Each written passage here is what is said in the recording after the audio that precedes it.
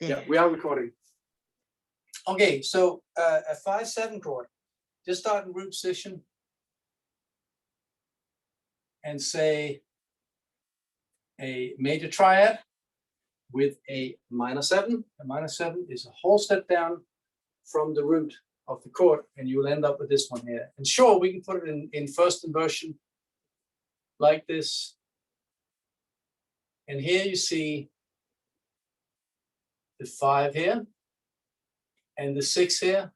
And yes, there's a third here, but that one we don't usually indicate in the numbers. If we can, if we want to, we can add that to it as well. So 5, 6, 5, 3. Okay, when we're done with all the examples, I'm just going to go back and do the first one again, because that is the one that is slightly unusual. I mean, in its resolution, as Preach pointed out, because we're ending with a tonic that has no fifth. And I'm going to explain why that is. Okay, the bass is going up. So you choose the note that is sure to go down. That will be scale degree 4 or the C here. And you know, so that's scale degree 4 in the key of G, right? G, A, B, C. And you know that that goes down. So I'm just going to do it right now as if we are in G major. Just do it this way because it's simpler. Everything I said before amounts to this advice. Just do it in major. And then when you see, okay, it has to be minor, then you just lower the third. That's the one that says 3. It cannot be any simpler, really. But I understand that you can make it more complicated and all of a sudden it's difficult. But with this method here, it's not difficult. F sharp is already gone because we put that in the bass. C is already gone because we put it in the soprano. If you do it this way, I promise you, you can do anything when it comes to tonic and dominant 7 chords. Do the bass first, then do the soprano, then resolve them, these 2 outer voices, as we've been doing in our homework assignments, and then fill in the inner voices. We have to put an A and a D, and we have to put them preferably in close position for now. Later on, we can toss and turn them around, whatever we want to do. If I put the D here, we can see that that's not close position because I have a large gap here. And not only is that a little more difficult if you're in a chorus, if you're trying to match your voices to a group of your own kind. I mean, meaning that altos and sopranos are both women, right? They're usually standing close to each other in the chorus. And if you have a large gap, it's the harmonization between equal groups with a large gap, large interval, is somewhat more difficult than if you have close position. That's one of the reasons, but it's also to strap you into a situation where you are less likely to make mistakes. It's simply just giving you a safety feature here, built into your way of thinking. So if the D is not good here, then try with the A.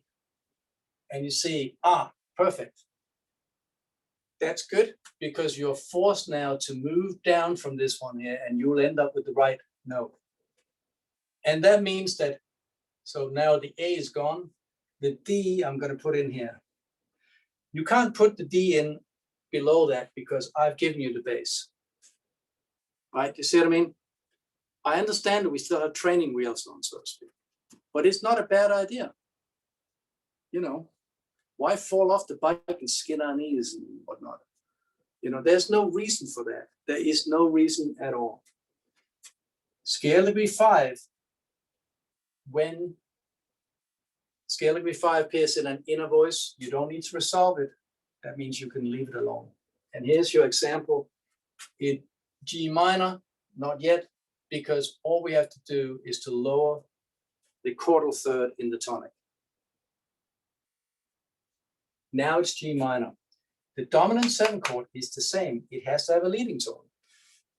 One of my students was a little confused about that and said, so I I need a leading tone, and that comes from the major mode. I said, bingo, you got it, Dana. That was it. That was it. Otherwise, it was completely perfect. Your homework was completely spot on. And if you do it this way, anyone can get this spot on. Why I was freaking out over like, Yep. okay, and I can just. But you get it now, right? Okay, yeah. Good. Just think major. Think the major mode, right?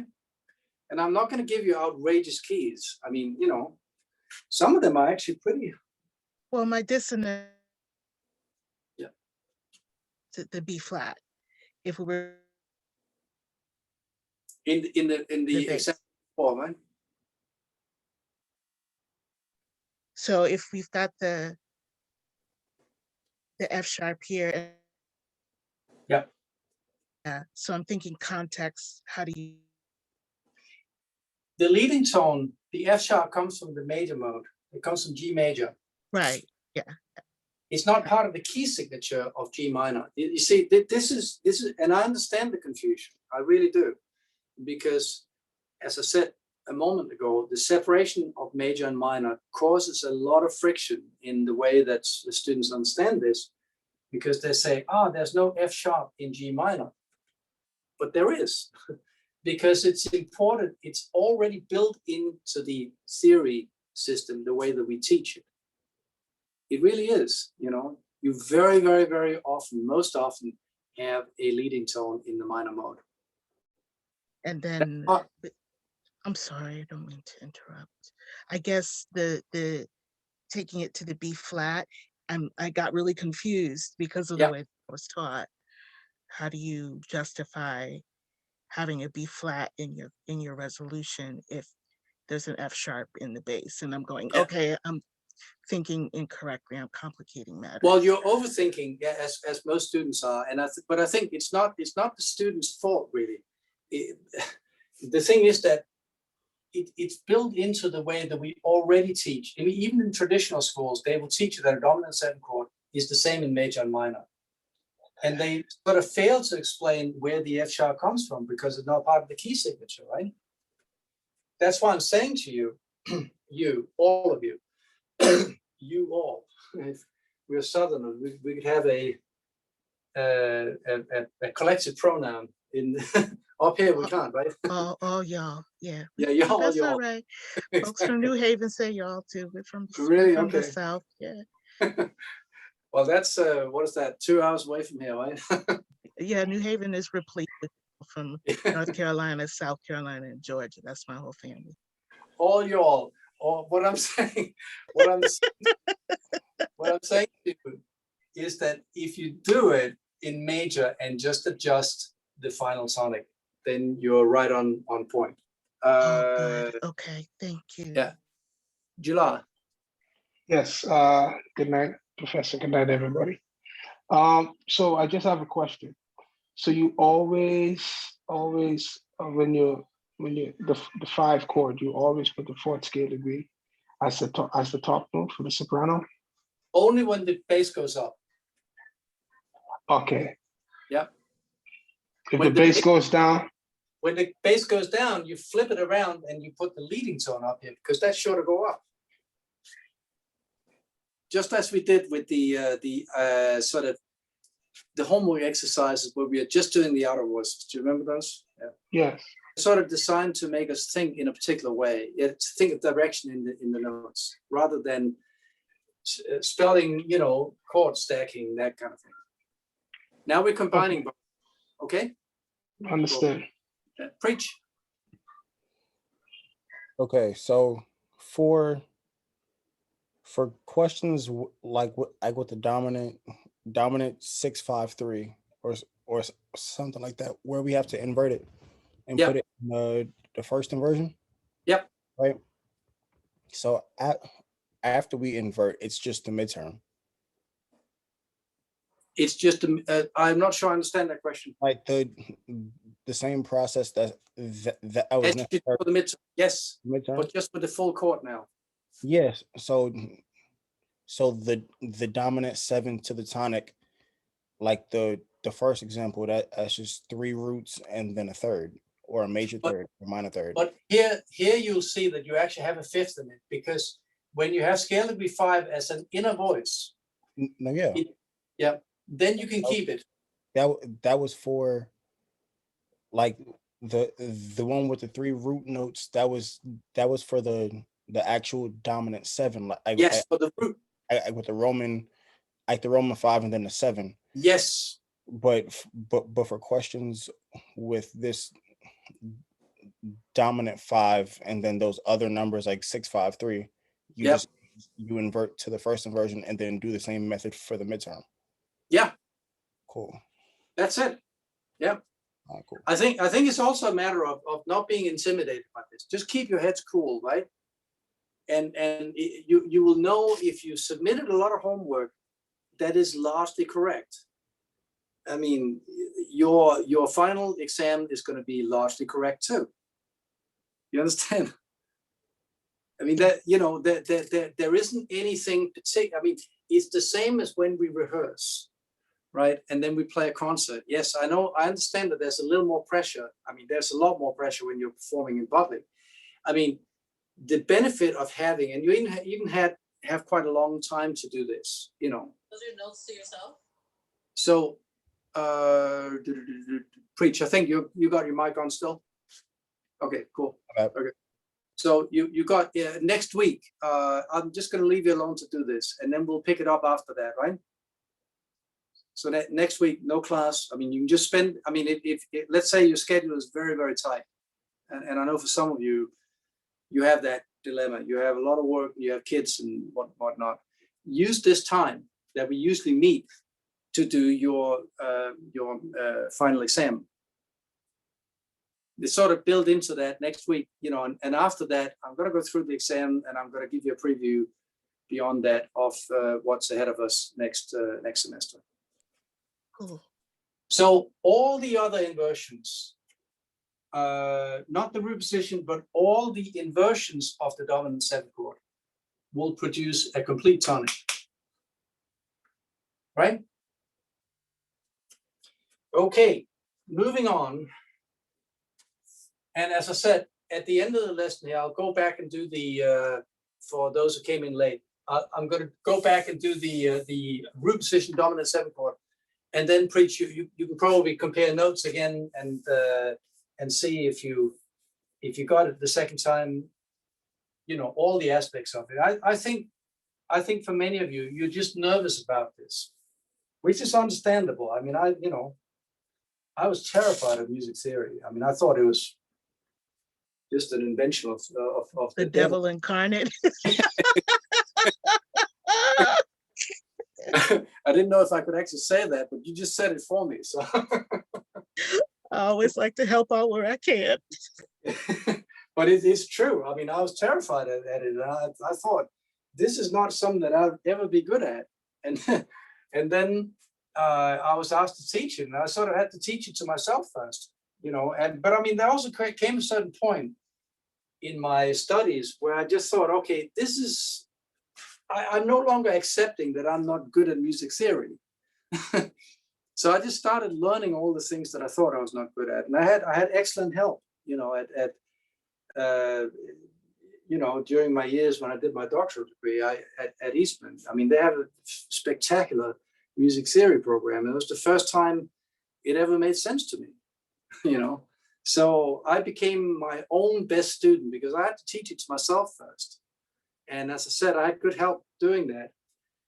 Good help outside of the classroom, actually, because I was still, you know, even when I was a doctoral student, I was close to 40. And, you know, I believed myself to be, you know, an adult of some sort.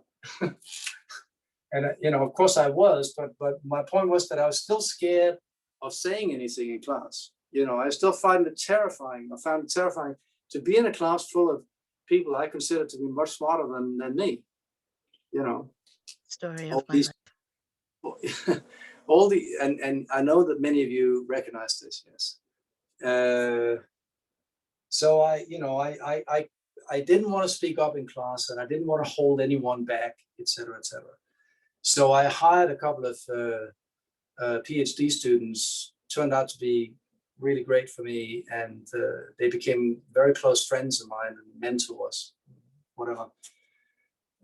One of them is the director of music theory at Juilliard. You know, he was my teacher, but we also met privately for like 4 or 5 hours a week. I think he felt sorry for me, actually. But that aside, I mean, those were the things that I sort of did to help myself through this, you know, perceived crisis that I just didn't think I was very good at this. And it turned out that it was not just my fault, actually. You know, the problem was not just me. It was also, I think, and I still believe this, it was a problem of comprehension in as far as the way it's, music theory is taught is, I think, generally speaking, made to be more complicated than it actually is. You know, and okay, so D minor, 5/4/3 to 1. So that's in minor as well. So then, and again, it would look like this. It's exactly how it's going to look. Different key, but the principle is the same. Again, you say to yourself, what is the dominant 7 chord in D? And now you start on D and you count 5 steps up. D, E, F, G, A. And I know there's an F sharp in there, you know, if you're in D major, or there's, you know, just don't worry about that because you're going to end up with the right note on the 5th scale. So A, dominant 7. Write that up. Major 3rd, minor 3rd. Here's your major triad, and then you add the minor 7, whole step down from the root of the chord, add it up here.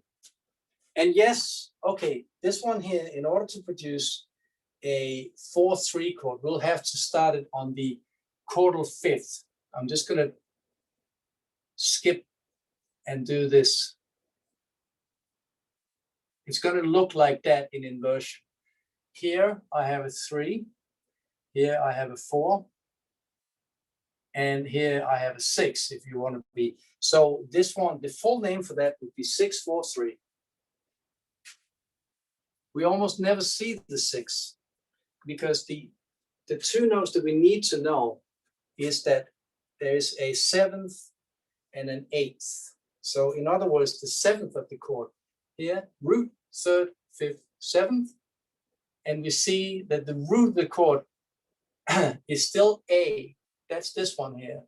And then the 7th is this one. So we have to see that these 2 notes are clashing with each other. You see? That's the whole principle of reading music, that we can see in a glance that the one that sticks out, or the top note of the 2 that are clashing, I'm just going to isolate them here. Here's a G and here's an A. The A is the root of that chord. We can see that at a glance. So therefore, don't try to squeeze them in under each other like this. I see that all the time. Don't do that. The other thing I see all the time, by the way, is that when people are writing a B, that they do this. This ledger line is very confusing to the eye, actually, right? So when you're writing notes above the system, you don't need that for G. And for some reason, it's just that the bass clef, we make that mistake. And if you make that mistake, you're not the first one to do that. All right, I'm going to straight away erase all of that. You can always get it back if you need to. If I had inverted them up, let's say, let me start again here. Here's my dominant 7 chord, yeah? If I invert it to first inversion, I'm just going to start on C sharp. That's first inversion. And now second inversion, I'll just start on the chord of 5th.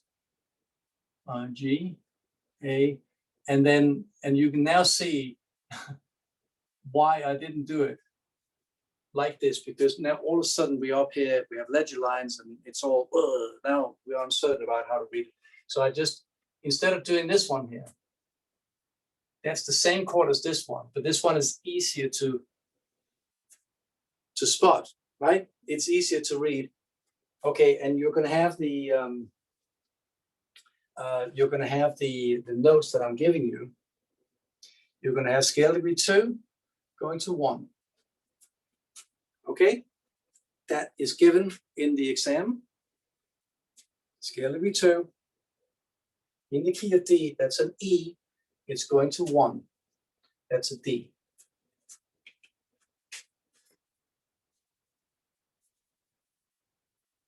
So here, since the bass is going down, we are now placing the leading tone that is sure to go up, or the 7th scale degree 7. I'm gonna erase this again.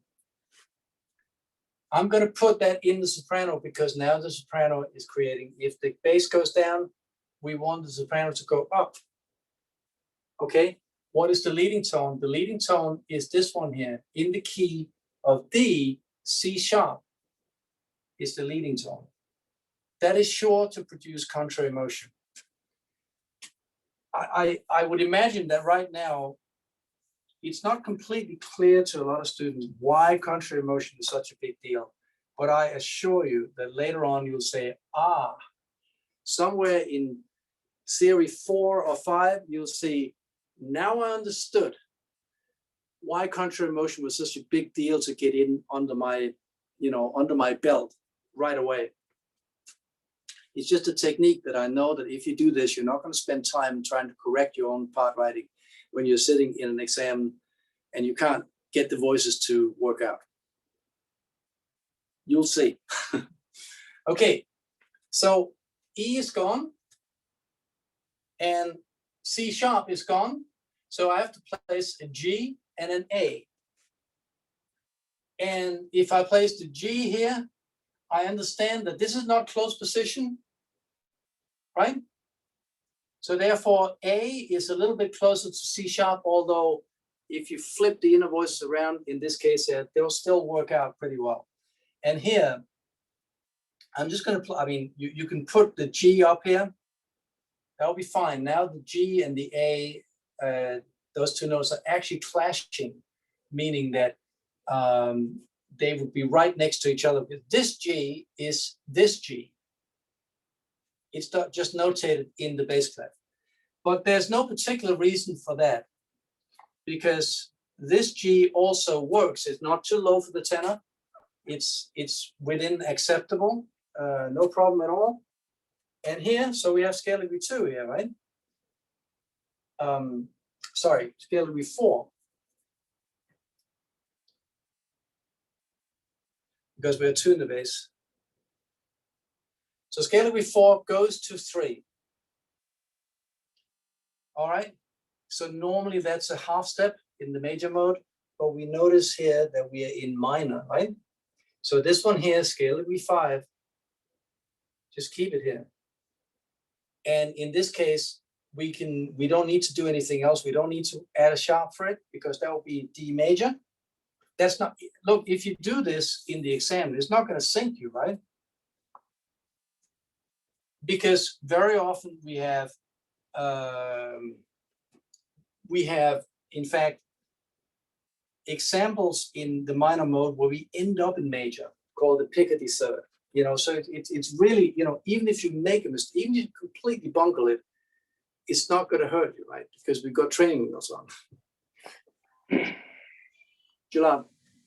Yeah, so I guess what I get from what you're saying here, professors, is in the 5 chord, the dominant chord, it's, if you're in a minor key, it would still be good to think major in terms of knowing which accidentals or which notes are sharpened or flattened in the key. Yeah, you're not going to use all the sharps or all the flats or whatever. You're really not going to use that. All you're going to use here is the leading tone. The leading tone. And when you resolve to the minor, this is when you spell it out as if it's a minor chord.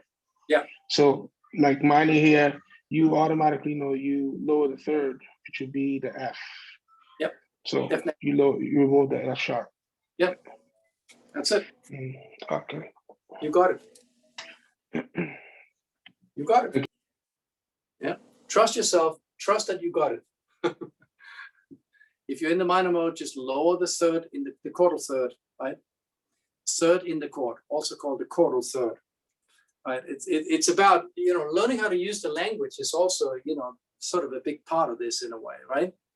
And that produces some fear as well, which I understand very well. It's a new vocabulary, and you're sort of uncertain about, am I now using the right word or whatever, you know? But that's a fear that all professions have. I mean, you know, if you're an auto mechanic and you're the first year sort of apprentice, right? You're you're a little afraid of using the wrong term, because your more experienced colleagues are going to tell you that you know, you're a greenhorn, as they say. Okay, preach. So for every dominant 5, 4, 3, this is how we're going to solve it. Yep. Perfect. Thank you. You have no. I'm just making a cheat sheet, so it's like. Yeah. No, but it's not a cheat sheet. It's No. actually the way that you internalize it. Perfect. But yeah, the best experience you can have is that, I get it. And the review is confirming what I already thought that I got. Cool. Thank you. And remember that this, I mean, I was specifying in the email from last night, I specify, I think, what is it? I can't remember. Is it the 25th on the Sunday at midnight or whatever? It's due. So you can go back and watch this video 125 times. And, you know, you'll be mighty annoyed with my voice and my things and whatever, but it's going to work. All right, moving on. Yes. Cool.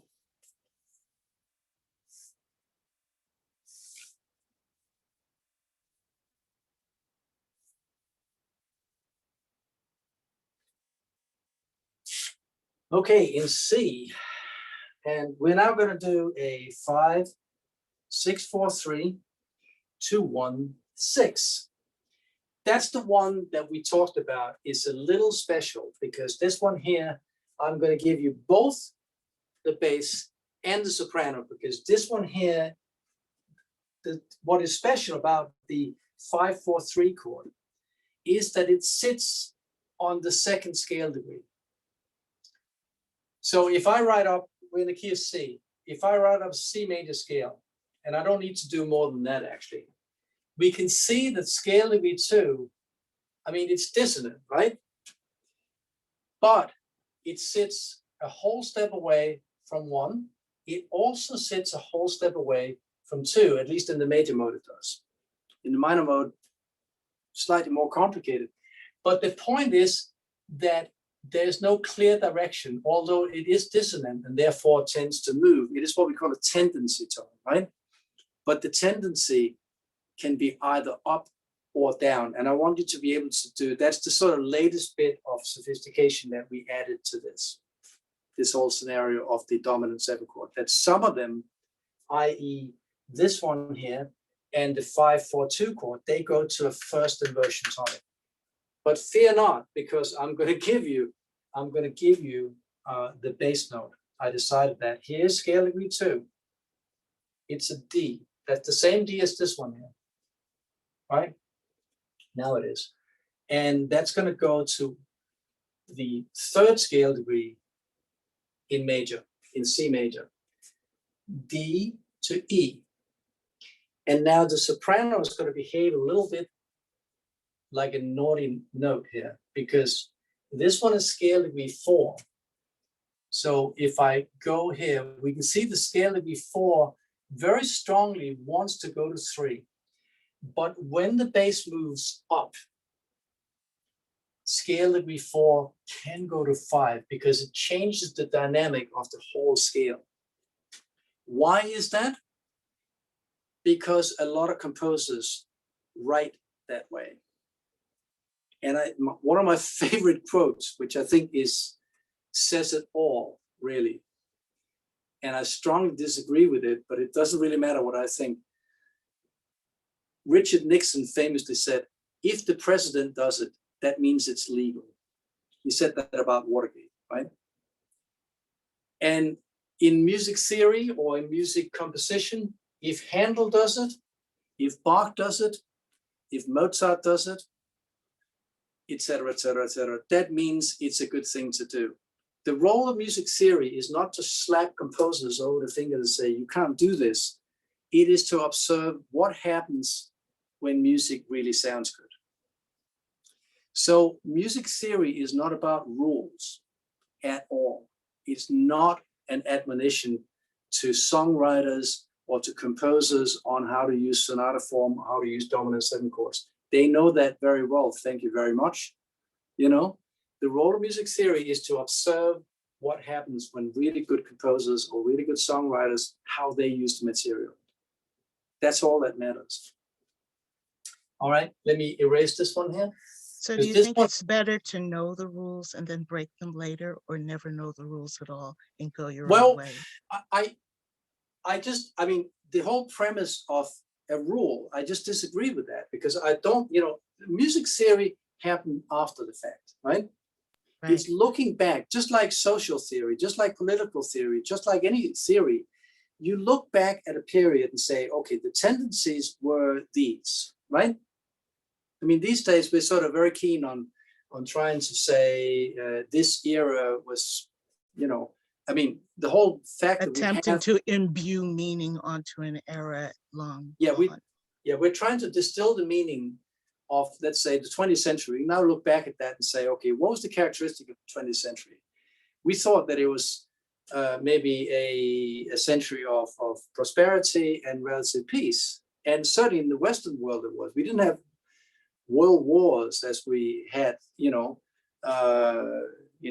earlier times. But at the same time, there's never been as many wars as there was as ever before as in the 20th century.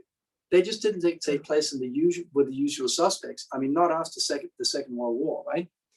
All of the wars fought involving Western powers took place in other countries. And underground. Yeah. Right. You see, all the conflicts were there. We were involved in many, many, many conflicts, right? The Western world, America, Europe, whatever. But they were no longer wars after the Second World War. We never saw a war between, Germany and France, right? Or Italy and Spain, or, the usual suspects. I mean, those conflicts had been sort of more or less settled, but there are still plenty of conflicts in other parts of the world. So my point is, it wasn't much European conflict afterwards, right? And the Europeans and Americans sort of banded together because we had commercial ties with each other. It was to our advantage, meaning NATO, whatever. The prosperity took place here, right? But there were plenty of conflicts in the Middle East, because it turned out that that was part of our power base. That was the wealth of the Middle East that we had distributed very nicely among banks in Europe and in America, et cetera, et cetera. Mm-hmm. My point is that we look back at that period and then we call it something, right? Exactly. Same with music theory. We look at this, we don't create rules, as I said, to slap composers over the finger and say, you can't do this, you can't do that. That's not the role of music theory. Music theory is there to observe certain trends. And when Bach and Handel does this is called an interval of a tenth. When they create parallel tenth, they can get the tendencies in the usual notes to behave differently, which is all very good. And all we have to do is to add all the notes up. This is still a dominant seven chord. Sorry, Professor. Yeah. Sorry, right before you move, sorry. So right now what you're saying is it's a parallel movement here. Yep. Both are ascending. And with this, it's okay. Yep, that's right. And I'm going to give you both the bass and the soprano. So all you have to do is still filling in the inner voices here. You just have to realize that at 5/4/3, just like it was in the example before, is a dominant seven chord that is inverted. It's in the key of C, and now you have to count to 5 up from C, C, D, E, F, G. So it's a G dominant seven chord. G major, major third, minor third, and so that you add the seventh, whole step down from G, F. And you can certainly invert it if you want to, but you don't actually need it anymore, right? Because already at this point you can say, okay, D is gone, it's in the bass. F is gone, it's in the soprano. I have to add a G and a B, these two notes here. And I have to add them in some fashion where I can see that they're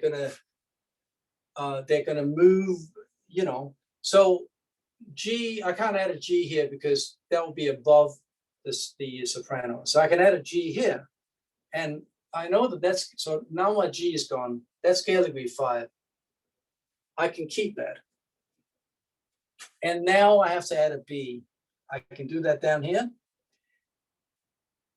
And here is something that looks suspiciously, because I have a fifth here and I also have a fifth here. It looks like parallel fifths, but one of them is a tritone. So listen to this.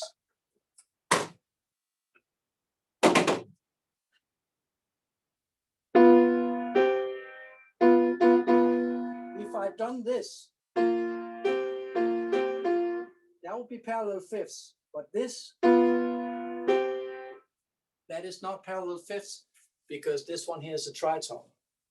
You see what I mean? It's only parallel perfect fifths that are not kosher.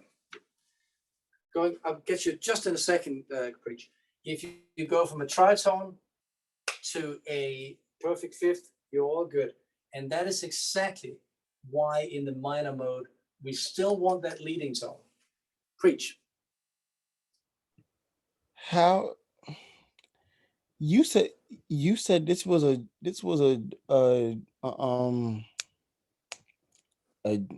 G dominant 7 chord. How did you come to this conclusion? because you have all the notes in the dominant 7 chord.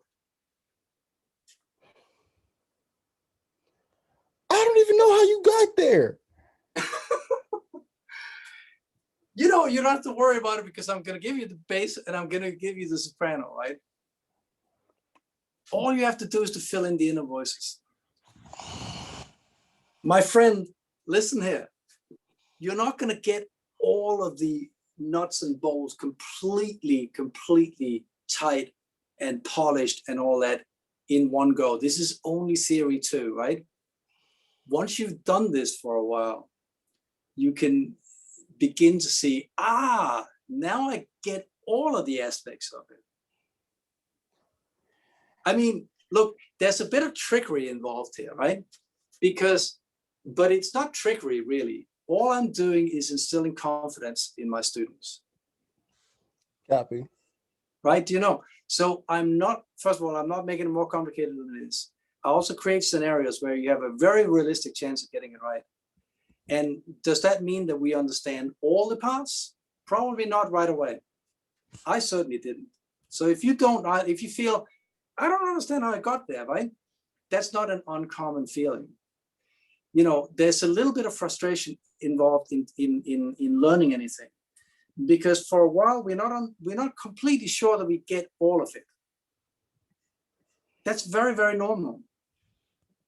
You know?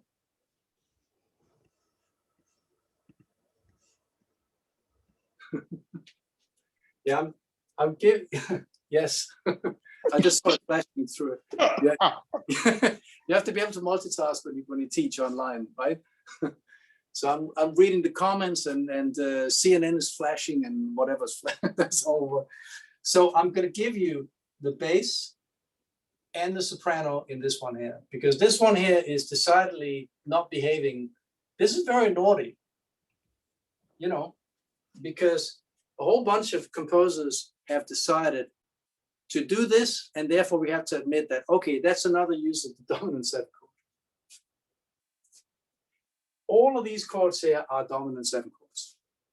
This one here is the one that moves in parallel 10th and therefore behaves slightly differently. But you don't have to create the scenario of contrary motion in this one, because we have the parallel 10th motion that I'm going to give you already. Cool?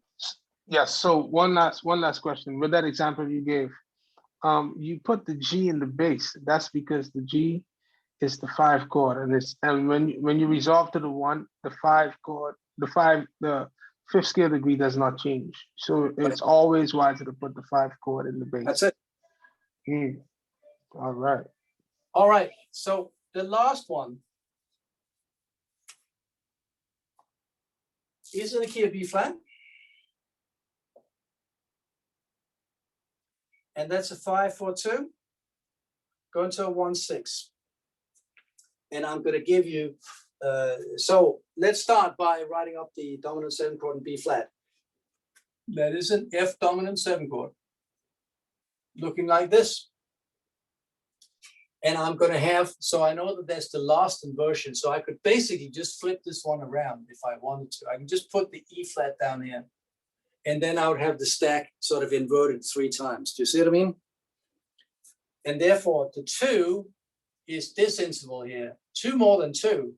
2 and 4, right? So if this is 2, that's a 2 above. It's not the root, right? But we understand it's a 2 above the bass. A step above the bass. And then if this is 2, this one must be 4. And therefore, this one must be 6 then. So this is the full name for it.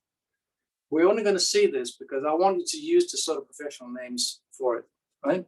I wanted to hold the screwdriver in the handle, in other words. So I'm going to put my E flat here, and I know, and I'm going to resolve it for you, so you'll have this one here. And you'll know that that's a B flat chord sitting on D.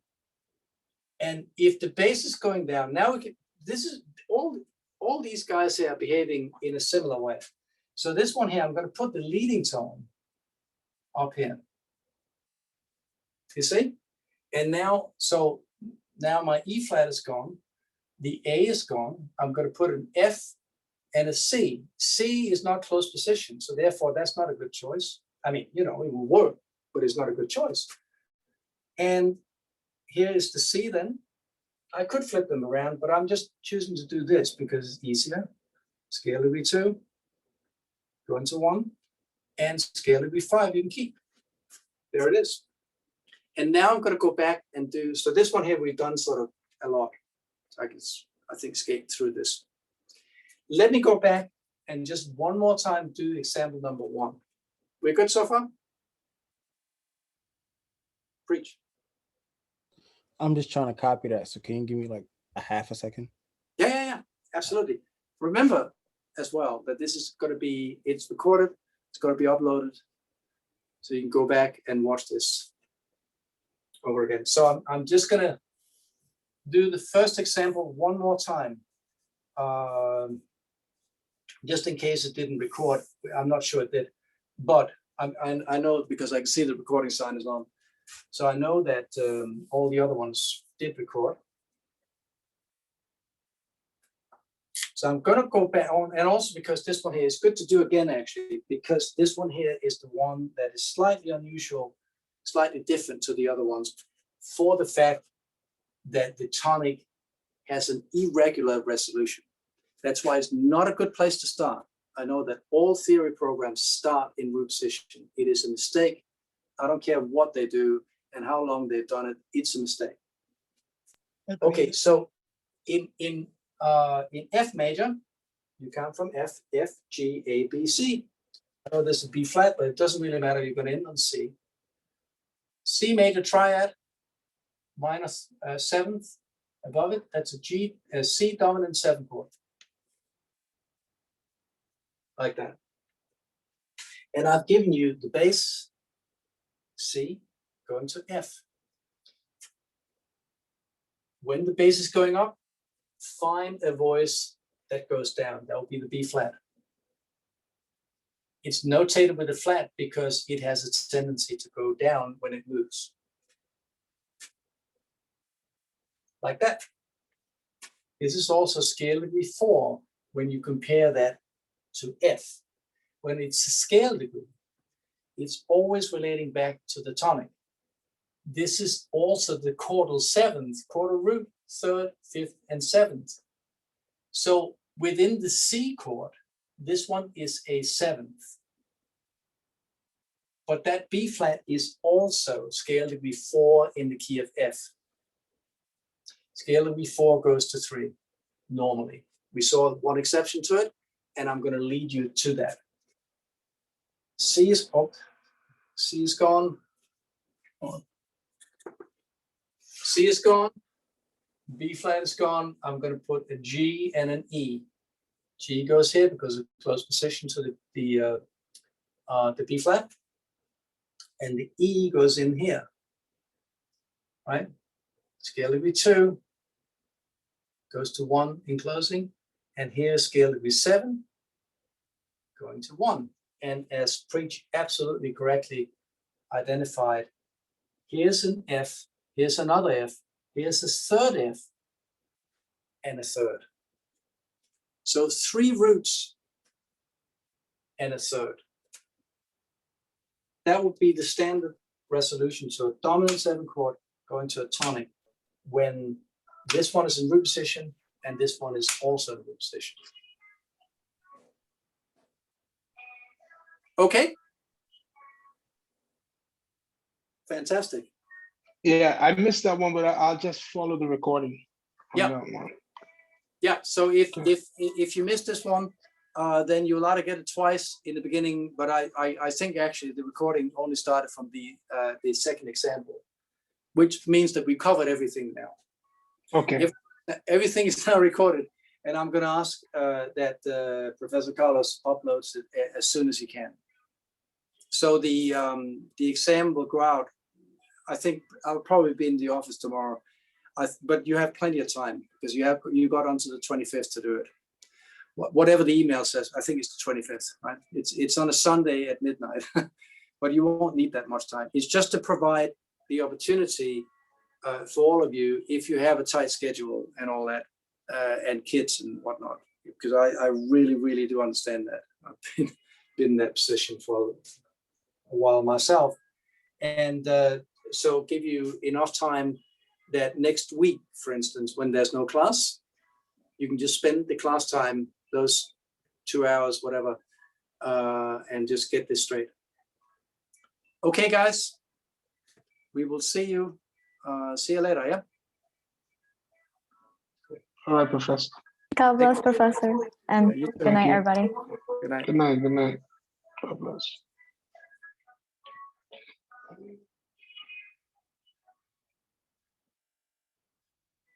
Estina?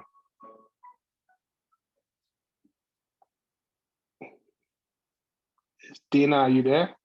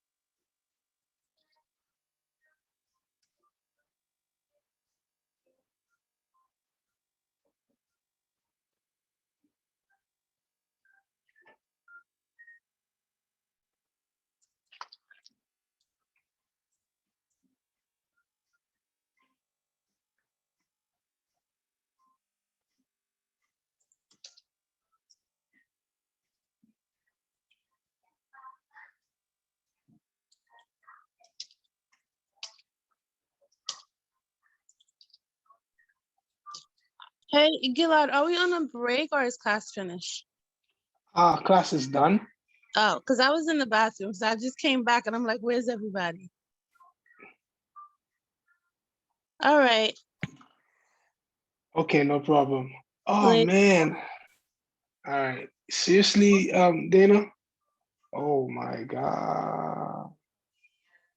Yeah, seriously, man. It was a listening test. It was well, what did he give us, like six yeah, it was 6. examples. So I was just telling Gillard he needs to get a hold of Professor Cuestas ASAP so that Yeah, he so can you do can, that. Yeah, yeah, because he gave the examples via his computer. It's not like it was on, like it was all on E360. We Mm-hmm. had to log into E360 to access the possible, the multiple choice, but we had to listen to him. So, simultaneously. So make sure you get a hold of him. And also we got our midterm, our final presentation yeah. assignments. So what did they leave you with? I forgot. I don't remember. He'll have to email him to find out what was his topic. Yeah, you have a topic by process of, I guess not by process of elimination, but yeah. So you need to get a hold of him right away. Man, I missed the wrong class. Oh my God. Oh, wow. All right. We were so good. I was so concerned about you because I'm like, Gillard does not miss class. He does not miss class. All right. So I was just like, Good night, everyone. Good night, y'all. good night, All right, good night. Shamir. All Good right. night. Good night. Email him. Yeah, He'll let you try to make it up somehow. But just yeah, email. you're not a slacker, so just go find out what's going on. Yeah, let me I'll handle that. yeah, I have to handle that. So I have to email him, right? He Yeah. doesn't have a number. You might need to check on your E360 what his contact info is. It might be on his on the syllabus, which I do not have in front of me right now. Yeah, I'm on the E360 now. I'm gonna pull it up to see. Yeah, pull it up and see. If not, I would get in touch with Dr. Franson and see if he can connect you. Because honestly, he was in North Carolina still. Wow. But I'm sure on his, he can always Yeah. log in. But the big thing is, besides the midterm, the listening part is that he assigned the presentation for the final. And we have to do like 15 minutes on a topic. And of course, I stupidly chose like one of the most complicated ones, so you don't have to worry about that. He was like, oh man, you chose the Kraken. I'm like, oh no, why did I do that? So I'm trying to remember what was left to do, whether it was like Jean-Philippe Rameau, I can't remember.